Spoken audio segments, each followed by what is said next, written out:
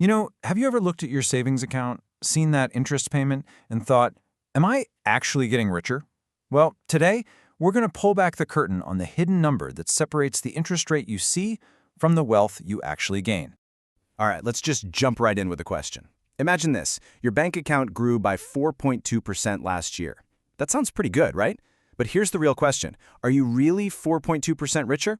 It seems like a simple yes or no, but the answer, well, it's a bit of a puzzle, and that's exactly what we're going to solve today.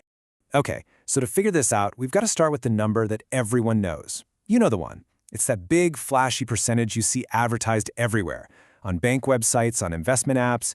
It's the number that tells you how much money you think you're making. And that number has a name, the money interest rate. Just think of it as the sticker price of your interest. It's super simple. It tells you in plain terms how much your pile of cash is growing, completely ignoring, well, everything else going on in the economy. It only answers one thing. How many more dollars do I have now? So let's see how this works with a quick example. Let's say you invest just a single dollar. You leave it alone for 7 years, and it's earning a money rate of 6.5% every year. Fast forward 7 years, and boom, your $1 is now $1.55. Simple enough, right? Your money has definitely grown. But, and this is a big but, that's only half the story. See, while your money was just sitting there, growing, there was this invisible force at play, something quietly chipping away at the value of every single dollar you own. And that hidden force? It's inflation. It's why your weekly grocery bill just seems to creep up, why a cup of coffee costs more than it did last year. Basically, inflation eats away at the purchasing power of your money.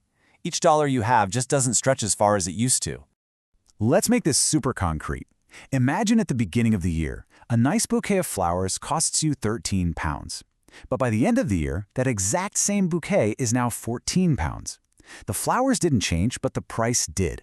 Your money now has to work harder to get you the same stuff.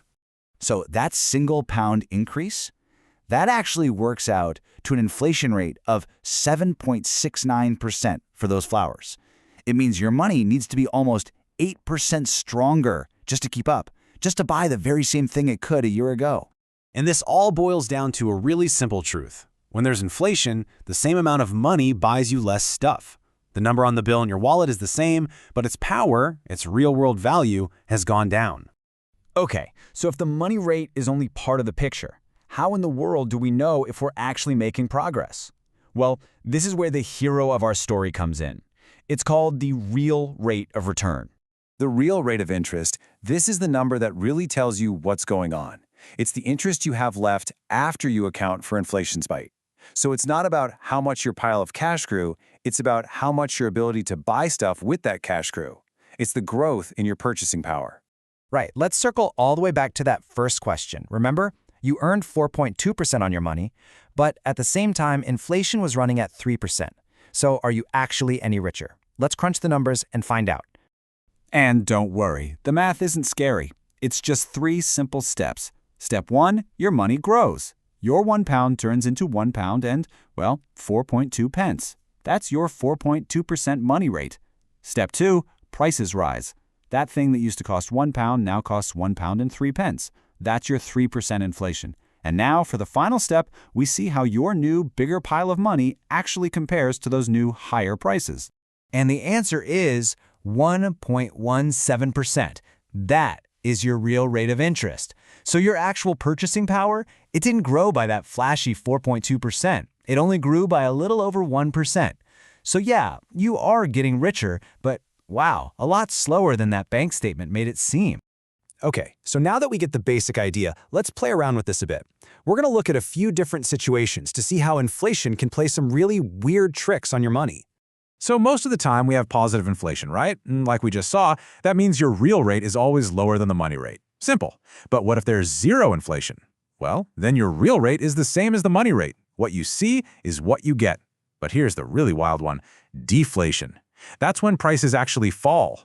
In that world, your real rate of return is suddenly higher than the money rate. Your money is basically getting a superpower. It's becoming more valuable even faster than it's growing on paper. And hey, this isn't just some textbook theory. It's rare, but it definitely happens. For instance, the UK actually saw some periods of deflation back in 2015. It was a time where people's purchasing power was literally growing faster than their savings accounts. Okay, this is all really interesting stuff, but let's bring it back to reality. How do you actually use this? When do you need to worry about the real rate, and when is it okay to just focus on the money rate? Well, it all boils down to one simple question. Is your goal a fixed target or a moving one? Let's say you're saving for a cruise in 20 years. The price of that cruise today is definitely not what it will be in 20 years. That's a moving target. You have to think in real rates to make sure your savings keep up. But now, think about a mortgage. You owe a fixed amount, say £50,000. That number isn't going to change. It's a fixed target. For that, you can just focus on the money rate. So let's just sum it all up. The key takeaway is this. The money rate, that's just about the growth of your cash. Simple.